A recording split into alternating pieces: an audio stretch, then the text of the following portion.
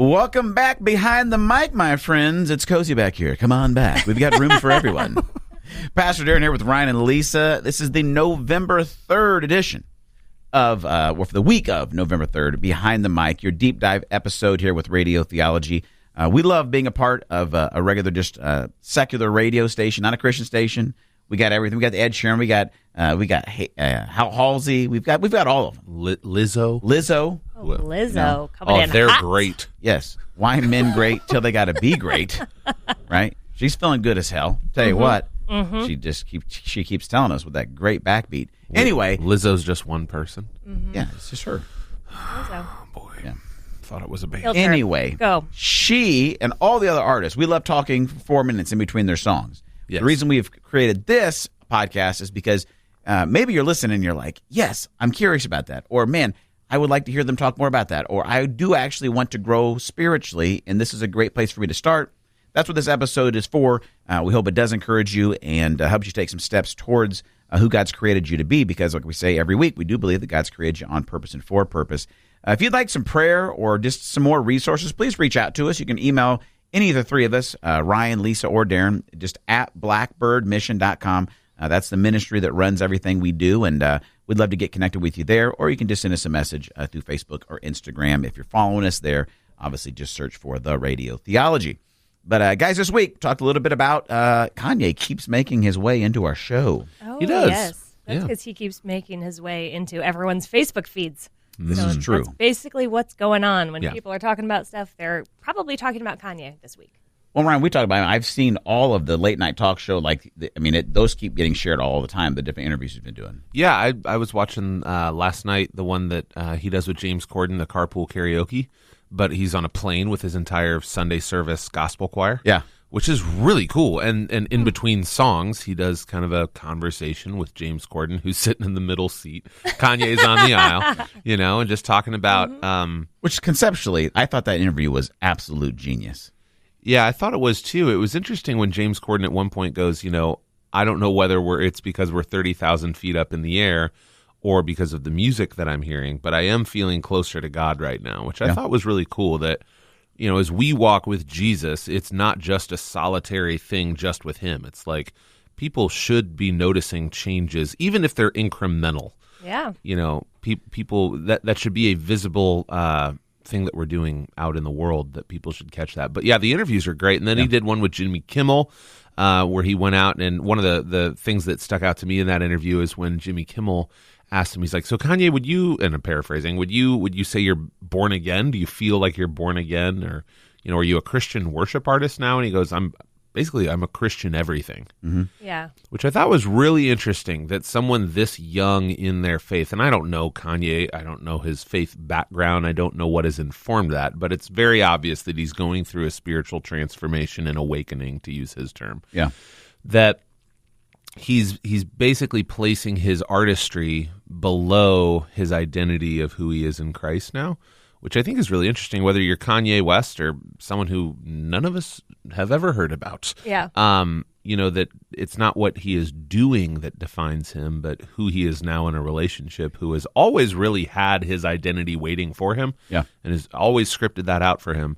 Now he's understanding fully, or beginning to at least, who he's becoming, which I think is really cool. Yeah, and I'm intrigued just by the social influence that we're seeing. Like, if you like to kind of just see what's going on in our culture. Yeah. Like, what's happening right now. Mm-hmm. And I'm not exactly sure what's happening.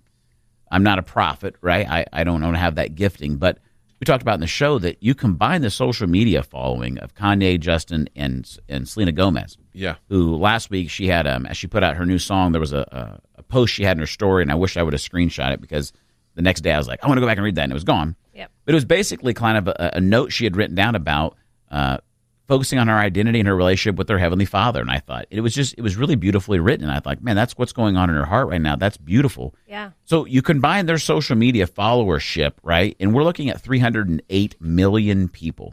Crazy. I'm sure there's some duplicates there, but still 308 million people being influenced collectively by these three people. And what they're hearing often and regular right now is, like, the number one thing, bringing gospel or good news into my life, about me, about my future, about my past, about my now, right, is this connection with my Heavenly Father, and that's been brought to my life through a connection with Jesus.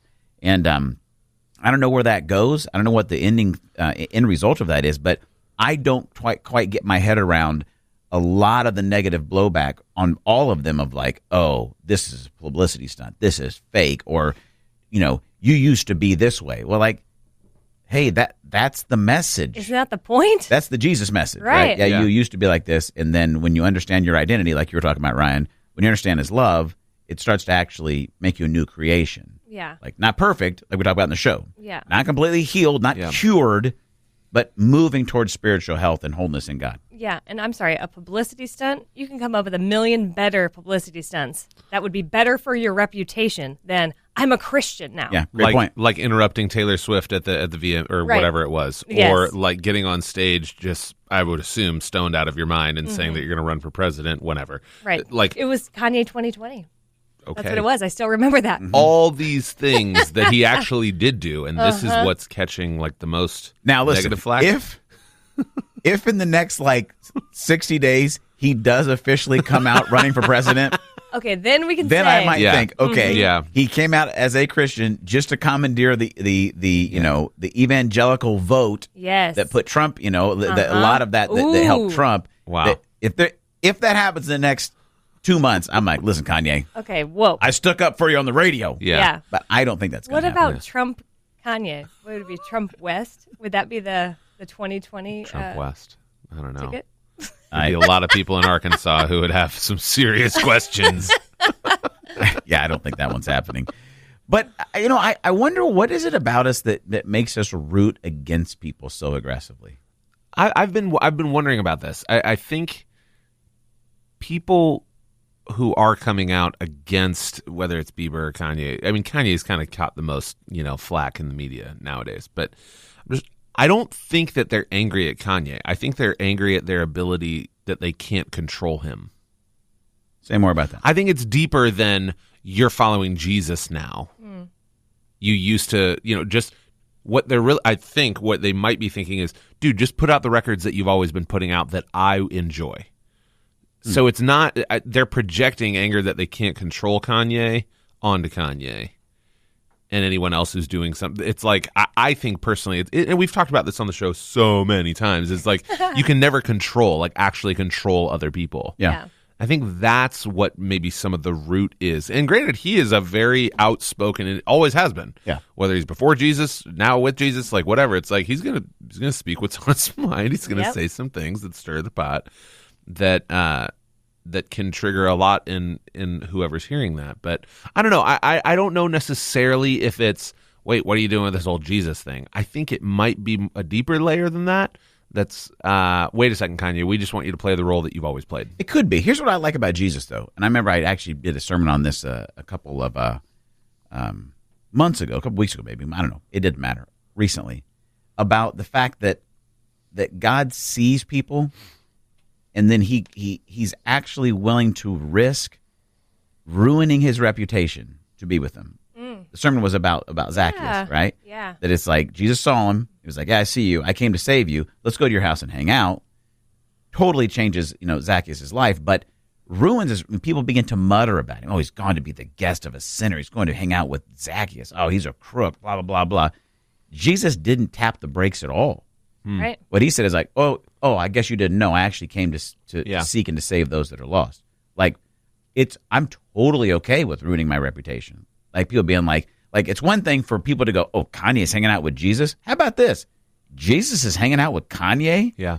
And I love the fact that Jesus is like, yeah, totally, absolutely. Yeah. Well, why wouldn't I? Why wouldn't I? Yeah. Well, what if it's not real? What if he falls off the wagon and screws up in 6 months he does yeah, still totally cool being here with Kanye, because guess what? My affection, my love, my forgiveness, it actually has zero to do with your performance. Or your continued perfect obedience. Yeah. Do you think that might have that's been not how it because functions. Jesus was more concerned not with his reputation but his mission? I mean, if you listen and read the things that he was saying, he was so laser focused about who he was, what he had to do, where he was going.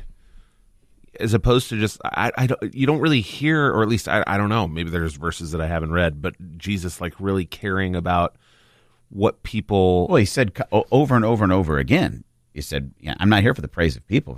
I mean, right. I only do what I see the Father do. I only say what I see the Father say, and I'm only here, for His approval. And I already have, like, that's what we're talking about, your relationship and your identity in Christ, is that you realize at that point, I have nothing to prove, I have no one to please, and I have nothing to protect. Mm-hmm. And I think that was the confidence that Jesus walked in. It's like, I'm not here for the praise of people. You are so fickle. How many times did he rebuke people about, like, you're not here to hear what I'm teaching. You're here because I gave you guys free lunch yesterday. Like, you don't care. You know what I mean? You came to make me king by force, not because you're really down with what I'm saying, but because you want to be free from the Roman oppression. Right. You want me to free you physically so you can begin probably oppressing the Romans because of how they've been mean to you. It's not about me. Yeah. So, like, I think that's what unlocked his ability to do everything he did. And probably, if we want to go to the root cause of so much of our dysfunction relationally in our lives, insecurity. Yeah. Right? Yeah. Yep. Like, I'm concerned with what people are going to think, say about me, or not think, say about me. Yeah. And Fear of rejection. And I can't even imagine, like, we get to be on a radio show, and people are like, oh, you guys talk about Jesus on the radio show. And we get the chance to talk to potentially like 1.2 million people in the Indianapolis and surrounding area. I wish that we were talking to 1.2 million. They're not all listening on Sunday morning. But, like, and we don't get a ton of scrutiny at all, actually, which is kind of cool. Maybe we'll get more, whatever. But I can't really imagine living with the kind of, scrutiny and blowback that he gets when he has whatever it is, like 29.2 million followers on Instagram, and then you add that to the world in general. Yeah. I mean, you're going to put out a Christmas album, Ryan. Yeah. Which you guys can get on. Well, where can they get the album? Thank you for the shameless plug. Yeah, you can go to ryansongs.com. It's going to be available November 8th, Spotify, Apple Music, all that good stuff. You poured your heart into this. You're so excited about it. Can you imagine releasing your album on November 8th and like 6 million people jumping on Facebook and being like, freaking Ryan's fake, doesn't even like Christmas? I don't even want to think of that. No, He's I don't. sweating instantly. Yeah, I know. That song sucks, and he's fake. I don't think he even likes stockings. There's no stocking songs on the album, but I do like stockings, actually. No, I want to go back to this original point that I've been thinking, like, as we're talking about Kanye and as we're talking about, like, this conversation of what people think of you for whatever reasons they have. Darren, you're the pastor. Help me remember where it's from. But Jesus is walking with his disciples, and he's asking them, who do people say I am, or what do people say? I can't remember. Says, who do people say I am? Who do people say I am? So Jesus is less concerned with. He doesn't say, how do people say I'm doing in this whole like migrant rabbi. What's the report card of my performance? Yeah, Doesn't he's not saying, what do the authorities think about me? He said, who do people say I am? And it's a really important distinction, because Jesus at this point in the stories, he's done some really cool stuff, and his disciples are honest to answer enough, like, well, some people say Elijah, some people say, John the Baptist, whatever. And he's like, but who do you say I am? And he just totally flips the whole focus from like this whole mass of ambiguous, theoretical, like conceptual people. Like, people, what is that? And he points to him and he's like, who do you say I am, though? And I think that's the whole crux of what Jesus is trying to say to me every day. He's trying to say to you every day. He's trying to say to us every day. Is like, okay, got it. Life can be hard. Or got it. Life is awesome right now. But who do you say I am? I think that's the ultimate question that he's extending. I really do think that to everybody. I've never thought of it the way you said it, Ryan. He is extending that to everyone, and we have to answer that question. But I love the fact that even like there's a security of his identity in that he wasn't chasing their approval of like his performance. Hey, how do you think I'm doing? What do people say about me and my actions, whatever? No, he asks an identity statement. Who do people say I am? Yeah. And like, it's a teaching moment for sure. It is, but think about it in your own life. If you sought after who people said that you were, not how you're doing. Yeah. Like what difference that would make for your life. Like, no, I want you to know who I am. Yeah. Not give me a report card on how I'm doing, how I'm performing. Right. Because had Jesus been chasing that, it's like, well, they say you could do this, you could do that, and that would be better. Oh, maybe should I? Yeah. Should I do a little more of that? Should I do some more miracles? Should we do some more food ones? What do you guys think? People want more wine? Is that what? Was it not enough fish and loaves the other day? Yeah, come on. Did they really want salmon? I mean, we can't get that over here. Like, God only sent mackerel. Yeah. Dang. Sorry. But yeah. Sorry, the bread had gluten in it. And so maybe that's what you need to hear, right? That is the question God asks you, Jesus is asking you to answer about him. But what if you start seeking that for yourself? Yeah. Of that identity, not just the performance piece. And I think one thing that influences that is part of the other conversation we had is that, Lisa, you brought it into a conversation with a friend of embracing this process of getting healthy and rejecting the lie that if I'm not totally healed, I'm not worth anything, or that's a negative. Yeah. And the dichotomy there.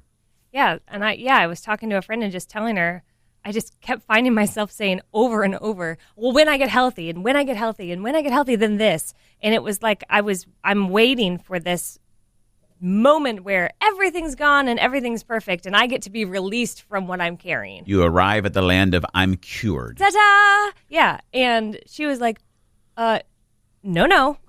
And this is why I love good friends who can just shoot you straight. Yeah. But she just said, no, it's you're healthy now. You're the healthiest that you can be, and you're on the road. You're naming your emotions. You're doing everything that you can do right now to take steps towards health.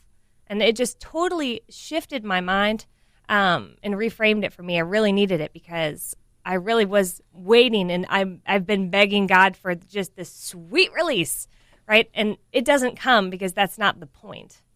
And, and so the point is that I continue to walk and learn and grow.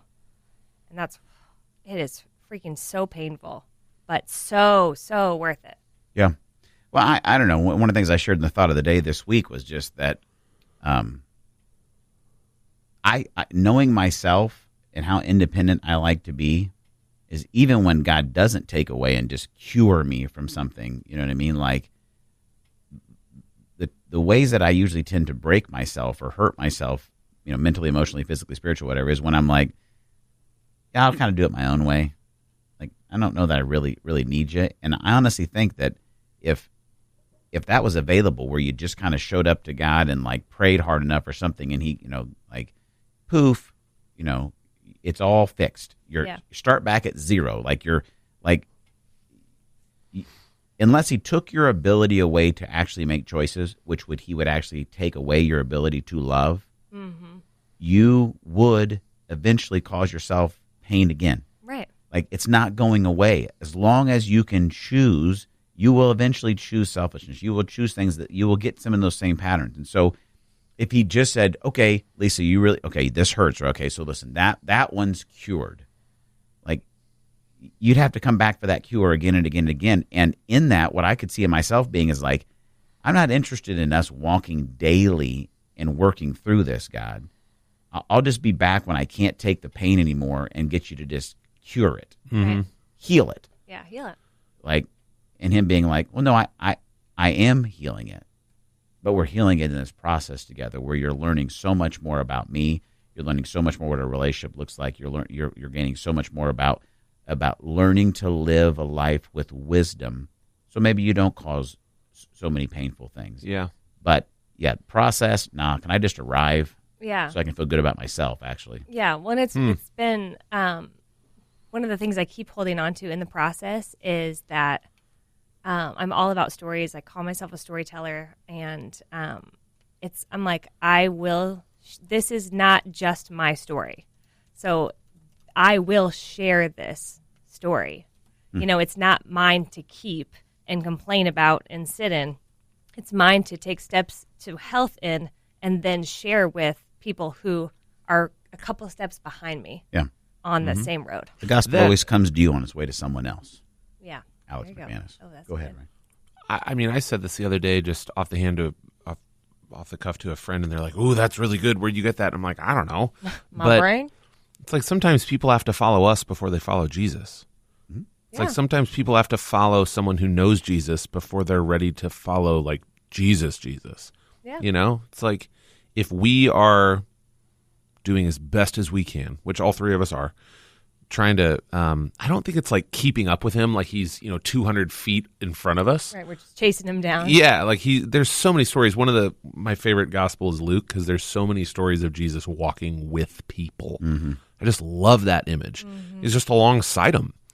And yet he's also leading like from the side, saying this is where we're going. He's a good shepherd, And to your point, Lisa, it's like you've got stuff in your story, whether it's awesome victories or breakthroughs and things you're awesome at, or total pain and just hard stuff you're working through. Like when we share that, people around us can start to kind of get infected with the ability to be okay being vulnerable, in a good way, where it's like, oh, wow, she can do it. Then I can share my story as well, and other people around it can find healing.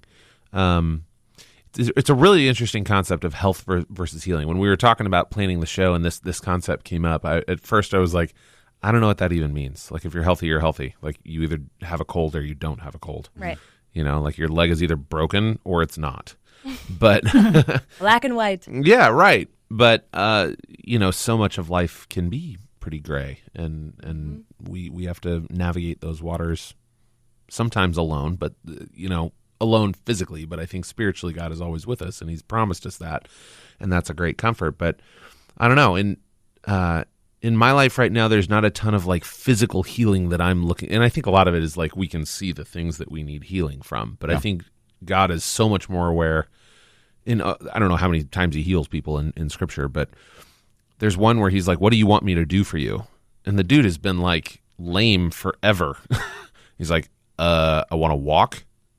Yeah. It's like, it's not that hard, But I'm just always struck that when Jesus approaches someone who has an obvious physical ailment, he's always healing the spiritual and emotional ailment before he addresses the physical healing. Like more often than not, he heals the person who wants the healing. Yeah. But it's always deeper with Jesus.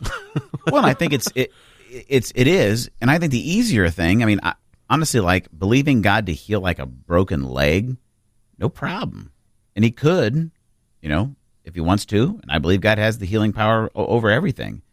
But like the deeper parts of it's like, I don't want to die cancer. I would love to be healed of cancer, or get cancer, whatever, right? But like the deeper thing that really impacts everything of life is the spiritual, mental, emotional. It's the relational. Right. Yeah. Like eventually the physical stuff all gets healed anyway in heaven. And honestly, so does the mental, emotional, and spiritual. But I think that the bigger part is like we're believing God for healing of cancer, whatever. But it's like, well, why don't we just lean into like believing in God's healing for like the emotional stuff and the mental stuff and where we need to grow in that, and realize that it's not going to be necessarily like poof, there you got it. Yeah. Because as long as we're not perfect, we're going to be in that process, over and over and over. And that leads us to the one of the last things we talked about in the show. And we'll wrap up with this, was the idea that when we're in this process of getting healthier and healthier, is, like you said, like Ryan, it would be one thing if you're totally alone in it, but we're not. We tell you every week on Radio Theology that God is near you. And if you're following him in a relationship, he's actually in you. His spirit resides in you. And every day, God wants to speak to you in everyday type of ways. You guys shared 2 stories this week about, Ryan, where you were doing a gig and God spoke to you, and then Lisa, as you were actually singing as well, that still small voice of God speaking to you. What, I guess, maybe help somebody today, right now, guys, that's like what did it do for you in the places you were at last week to hear God's voice and go, I'm not alone, he's with me? Lisa? Oh, huge relief. That's one of the biggest emotions I think that I felt then, because one of my greatest fears is being alone or feeling alone. And so it was just so powerful, because he was like, are you listening? Because I'm here, and it was like, oh, okay. And that it was just so reassuring, and it meant everything to me then, because I felt released from the pressure of loneliness. So would you say, like, when you look back, you have confidence, like, in his faithfulness in the past? You're like, yes, God. Mm-hmm. Then you look in the future and you have hope. So it's like, yes, hope. Oh, yeah. But you're getting lost in the middle. Oh, yeah. In the present, I have, and even it's in the literal present. Like, I believe God is here. I believe he's doing things. I believe he's working in and around me. And I'm part of things that are so much in motion that I won't even know until way down the road, which is part of the hope piece. But it's the nitty-gritty day-to-day where I'm like, oh, I just feel like I'm taking an emotional beating today. What? And then I internalize and I'm like, oh, but I'm alone in this. And that's not true. That is a complete lie. So it's not being alone that you, like, I would imagine that you enjoy, like, you go on solitary runs. Oh, I You know what I mean? love Like, alone time. Yeah. But It's not being alone. It's loneliness, maybe. Which would, if we take that one step deeper, it's that I'm not worth being around or loved or whatever. Wow. It's like a worthiness thing, Yeah. actually, that I'm not worth keeping company with yeah. because of whatever, all the things, Okay. Yeah. Ryan, what about you? Where you're doing that gig? And one thing I loved about when you tell the story that when you felt like God was speaking to you, what you felt like you heard was, it's been a long week, hasn't it, Rye? Like that God would even use a nickname, Yeah. positive nickname that your dad uses. Oh, it was so resonant with what I've heard my own earthly father say to me. Yeah. Yeah, and it was like a spiritual hug around the shoulder. But it was while I was singing and while it was like there was a humor part of it as well. But it was this moment where he was like, "Hey, I'm just going to come in right in your sweet spot of like this year has been a really cool awakening for me personally to be like, "Oh, I'm an artist. That's what I am. Not just only an artist, but like the inner layer is like you're a child of God, you know, all the things that we say on the show. And then it's like, and you're a dad and you're a husband, and it's like professionally, vocationally, you're an artist. Yeah.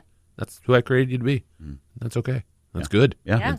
So go kick butt at it. Right. Yeah. And so in that moment where I'm like, okay, yep, but can you just wait till the song's done? Okay. Like that was that moment, but it was a comfort.